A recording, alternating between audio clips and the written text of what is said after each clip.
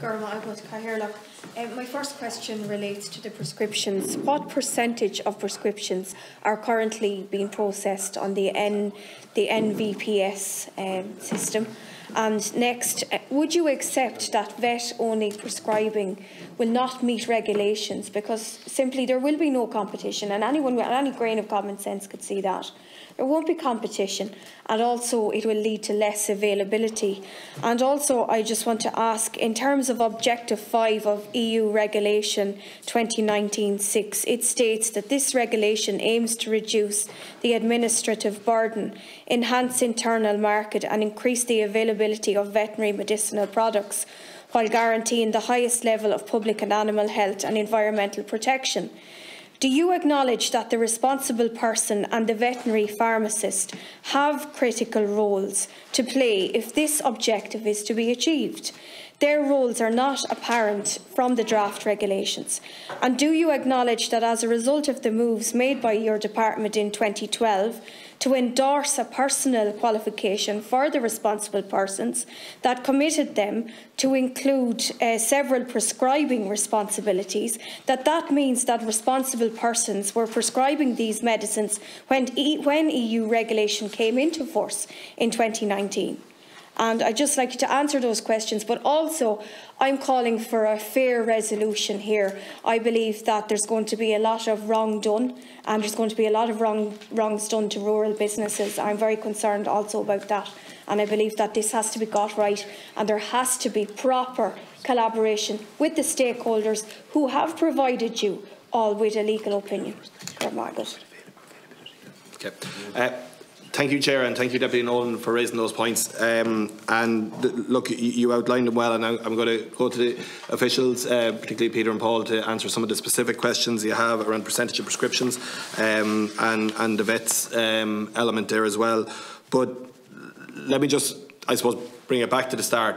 The process here and the reason we're doing this is ultimately to make sure that we have the best possible animal health standards for our animals. We're trying to strike that balance right, as I've said previously, around the greatest choice possible for farmers, that we meet our regulatory requirements, and that we ensure the future sustainability of our livestock-based, our pasture-based livestock system, which is crucially important to rural Ireland and our rural economy, from which so many of you come from constituencies where it is so important. And there is a threat to our animal health, to our resistance to certain medicines on which we are so dependent now for our animals. And that's the motivation behind these practices. And now it's about getting the elements that are for our own national competence, international legislation, to try and apply them as best suits our country, while complying with the regulatory requirements of which we need to do. And that's a balance, and it's a challenge, and I don't profess to say it's perfect or that the final solution will be perfect.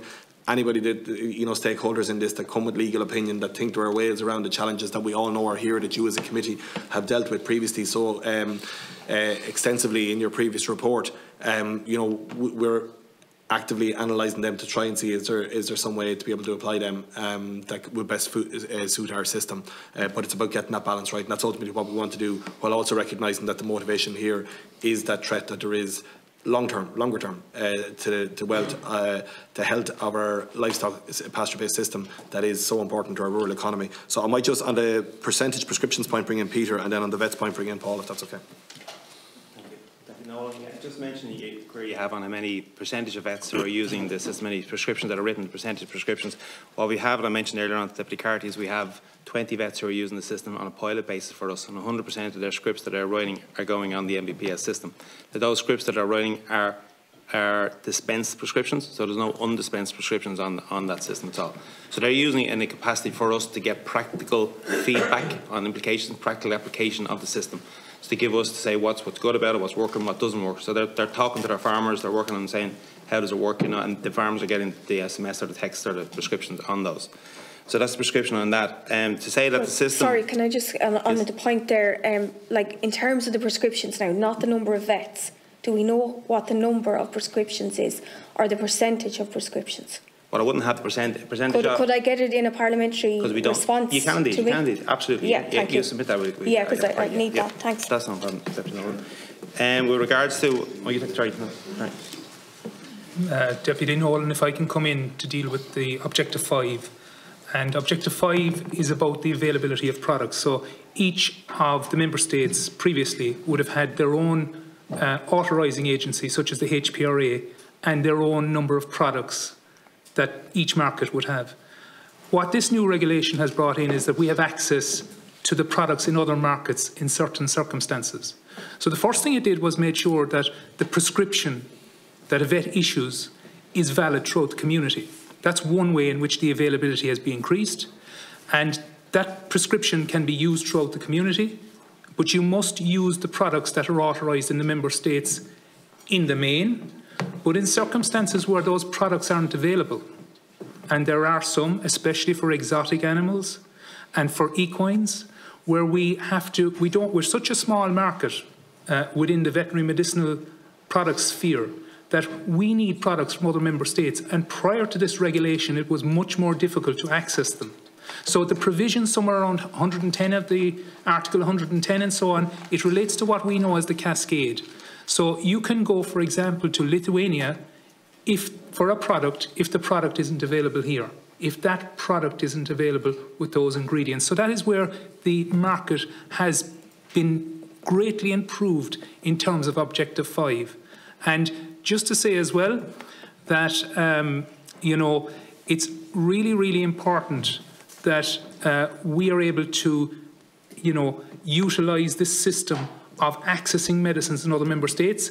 And the EMA, to facilitate that, the European Medicines Agency, have designed a new database called the Union Product Database, UPD, and it has made that database available to all the member states. So we now have a big repository of all the drugs that are available throughout the community that we can access if we're in short supply or we don't have them in this market. So it wouldn't be fair to say that this regulation isn't being implemented here.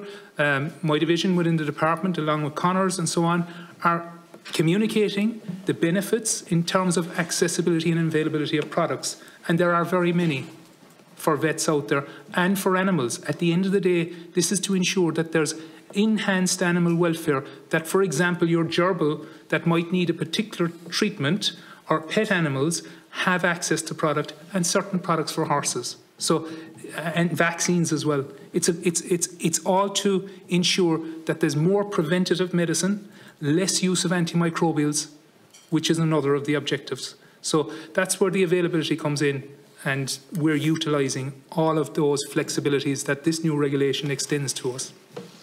Yeah, thanks, Paul. Chair, if I could just, Conor wants to clarify one point in relation to the point about a possible PQ.